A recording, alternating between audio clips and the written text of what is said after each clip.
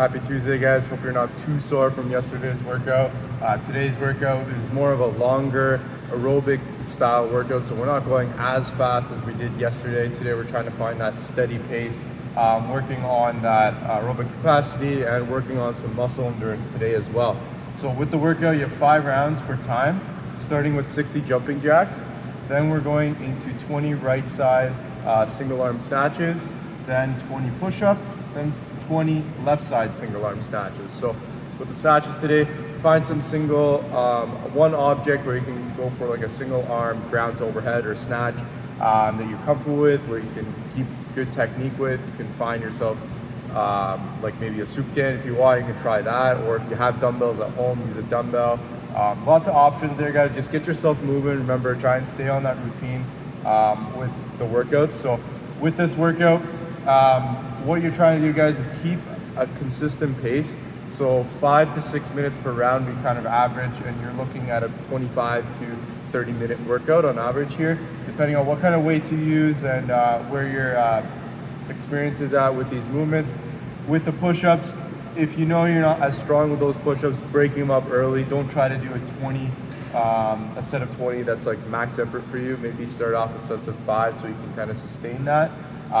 With the dumbbell snatches, maybe go sets of 10, quick little break, and then another 10. If you can, go for all 20, but remember, you want to be trying to not hit muscle fatigue in this workout. We don't want to get to that point where we're at muscle fatigue and we have to take a bunch of rest, like 2 to 3 minutes before we kind of go back into that pace again. So I want you to find that pace, stay nice and consistent with this one, and you're looking around 25 to 30 minutes on average.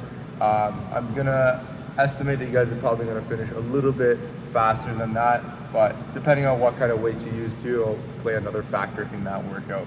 Once you're done the workout today, we got an afterburner. This time today we're gonna be doing some movement, so Bulgarian squats, 3 sets of 3 per side, so you can just do this off the edge of your couch or off a chair. Use this as a way to build strength in the bottom of that single-legged squat, in that hip, in that knee, and the ankle. And also you can get a little bit of a stretch out of it since we're pausing for 5 seconds at the bottom of each rep. If you are comfortable with this movement and you want to take it up a notch, maybe grab an object, make it a little bit more difficult as you do it, or you can kind of play around even with some balance as well. Try maybe closing your eyes as you do it. That could be another little challenge, and you'll work on some of the balance aspect of it. But today we're gonna try and work on some movement and build some strength in that single leg or unilateral movement. Hope you guys enjoyed today's workout and the afterburner. We'll see you guys next for the warm-up video. Okay guys, for our warm-up today, we are starting off with some alternating Deadbug leg and arm raises. So we're doing this for a minute and we're gonna do 2 rounds of this.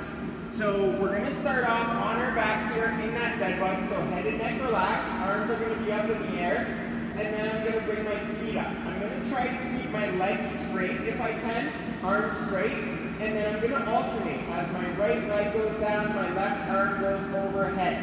Never go too low where you start to overarch that back. You want that low back pressed into the floor the whole time. So we're again just switching from one side to the other. Notice how I'm doing this slow in control. I always find controlling this movement to be more beneficial, especially since we're just warming up that core. We're gonna do that for a minute, take a little break, and then you're gonna go for another minute. After you're done that, you're gonna go for 3 rounds, starting off with some bent over rows. There is a little adjustment in the normal bent over row because we're doing this from the deadlift position. So normally when we do bent over rows, we would have our object and we keep our legs relatively straight, maybe not fully locked out, but we'll keep them relatively straight. From here, we actually want to be in a deadlift position. So my shoulders are going to be just a little bit ahead of the object, my shins are going to be straight in the air, and of course my back is going to be flat. Notice how my head and neck is neutral, so I'm not looking straight, I'm looking in a neutral position, lengthening the top of my head, the crown of my head all the way down to the bottom of my spine. And I'm just gonna squeeze those shoulder blades, pull my object in, and then back down. We're going for a set of 10 of those. Of course, I'm keeping my elbows tucked in tight to my body, and I'm trying to engage those upper back muscles at the top by squeezing them together. Once we're done that, we're gonna go for 8 tempo deadlifts. So for our tempo today, we don't actually have a time that we want you counting it out. We just want you guys going slow on the way down. So we're getting to that bottom of that deadlift position, head and neck neutral, push with the heels, open the hip. We're gonna squeeze that butt, rib cage is down, and then on the way down, nice and slow, we're gonna hinge at that hip, pushing it back. When your hands get about to knee position, we're gonna lower the rest of that movement with the legs. So remember, we're not just lifting with the legs, but we're lowering with the legs. You can stand up at a normal speed, go a little quicker. On the way down, we're really slowing it down. Once you're done 8 of those, you're gonna go for 6 hang muscle cleans per arm. So in the hang muscle clean, we're gonna start off by standing with our dumbbell. We're gonna push that hip back just like we did in the deadlift, but this time I am looking straight. My back and chest is a little bit taller. I'm gonna think of squeezing my butt, driving my elbow up, and then catching my dumbbell on the shoulder. So again, hips go back, push my elbow up, catch it on the shoulder. Notice I'm not catching it in a dip position for now. We're just warming up with the muscle clean. You can do all 6 on one side, or you can alternate if you like. We're doing 3 rounds of that. We'll see you for the workout next. Starting with the alternating snatch. I got a dumbbell here, guys.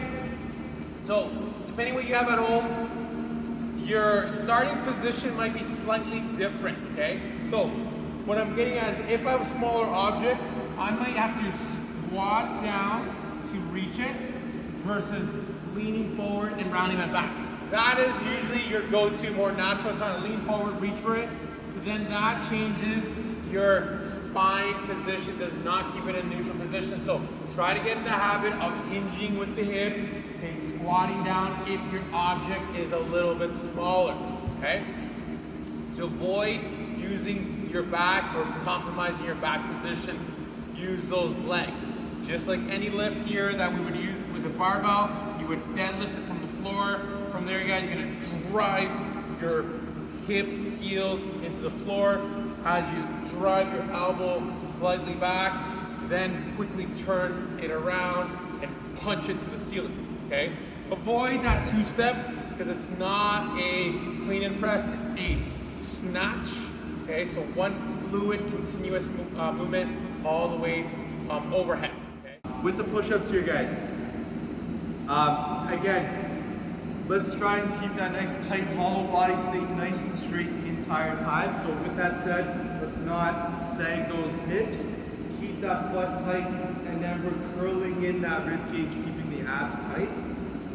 For the push-up here, I like to keep those elbow pits, or the inside elbow pits facing out in front of me.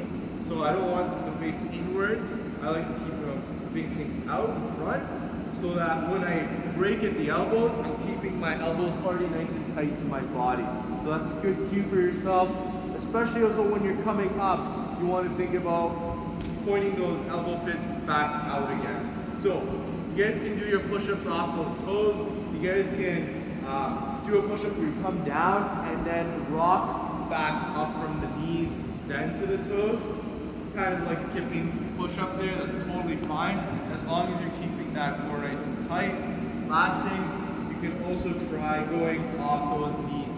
Just one error I see sometimes with these knee push-ups, guys, is that we keep our hips bent and then come down and push up like this. I want you to keep yourself nice and straight. So from your knees to your shoulders should be one straight line, come all the way down, and then back up again. Alright guys, hope you enjoy the workout. So we have some, for the afterburner, we have some Bulgarian squats. So you guys can use this as a stretch, or if you want to use it as an accessory just to strengthen all the legs, you can do that as well. For these Bulgarian squats, we're doing 3 per side, and I want you to pause at the bottom for 5 seconds. So you guys, if you have a box, use a box. You can do it off your couch, so off the edge of your couch. You're gonna put one foot on that object so that you're elevated off the ground. You're concentrating on that front leg. You might have to adjust that front leg based on how you come down. So if you find your knees tracking way far over the heels and your heels are raising up off the ground, you might want to bring that foot out a little bit further so you're nice and planted. So play around with that so your foot is planted to the floor. If you have good ankle mobility, you can bring your foot in a little bit more. If not, just push your foot out so you can stay nice and grounded the entire time. So Bulgarian squat, guys, squeeze the hip, the one that's on the couch or whatever it is. You're gonna come down as low as you can, keep the knee in line with the big toe, chest nice and tall. Hold for that 5 seconds. Once you're nice and controlled, drive to that front leg and stand it up. Make sure this hip doesn't wander out on you, so you don't want that hip to face out on an angle. Try to keep everything nice and straight and in front of you. So 3 on one side, 3 on the other. Take a break. Make sure you're doing 5-second pauses at the bottom so you can really feel the bottom position for that stretch and to strengthen that leg. Hope you guys will enjoy the afterburner. We'll see you guys tomorrow for the next one.